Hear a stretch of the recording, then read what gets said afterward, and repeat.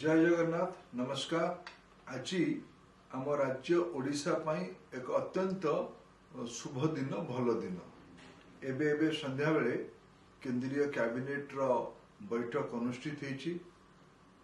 तार उपरांते देशर रेल विभाग मंत्री तथा सूचना प्रसारण विभाग मंत्री देश सामने आज कैबिनेट रो किछि निष्पत्ति को सामना को आनी।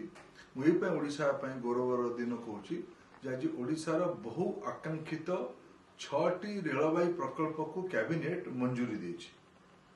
बादाम पहाड़ केउंझर गड़ नुआ लाइन 2107 कोटी टंकार, बांगिरी पोसीरु गोरु महिषाणी नुआ लाइन पखापाखि 2500 कोटी टंकार, गुणपुर थेरुवाली नुआ लाइन 1326 कोटी टंका, जूनागढ़ नवरंगपुर नुआ लाइन 3264 कोटी टंका, मालकानगिरी पांडुरंगापुरम भाया भद्राचलम स्टेशन पखापाखि 3600 कोटी टंका, मयूरभंज जिलार बुरामरारू पश्चिम बंगाल चाकुलिया पर्यंत नुआ लाइन रे पखापाखि 1500 कोटी टंका, सर्वमोट 15,000 कोटी टंकार व्यय बरादरे 6टी महत्वाकांक्षी रेलवाई प्रकल्पर आज कैबिनेट आर्थिक मंजूरी देछि।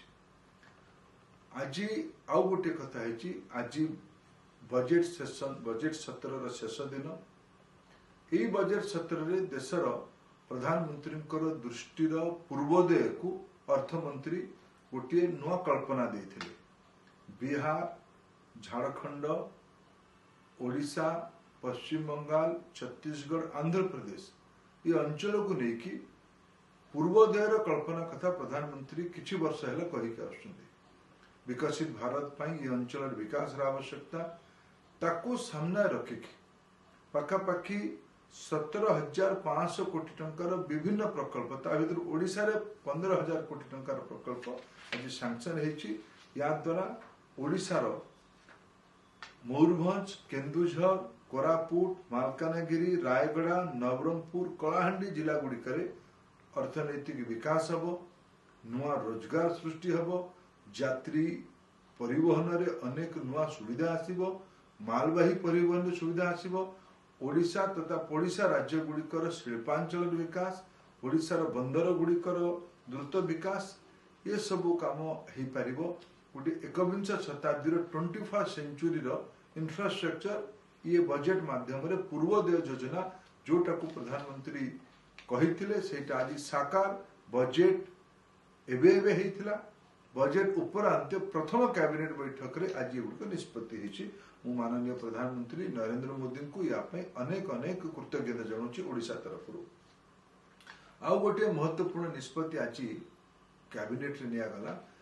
प्रधानमंत्री आवास योजना शहरी और ग्रामीण ये मिशे कि 3 कोटी नुआ गरीबों घर रो अनुमोदन आज करागला।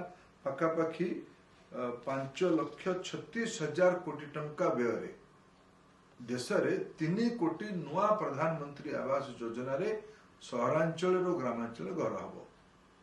ये भी पूर्वोदय गोटे बहुत बड़ पदक्षेप, गोटे बहुत बड़ निर्णय। या द्वारा ये अंचल गरीब लोक मानकर सबुठु अधिक लाभ हम। ये 3 कोटी घर जदि अधिका घर किए पाइब को राज्य गुड़िक पाइबे आम राज्य ओडिशा ता भीतर गोटे अग्रणी राज्य हम।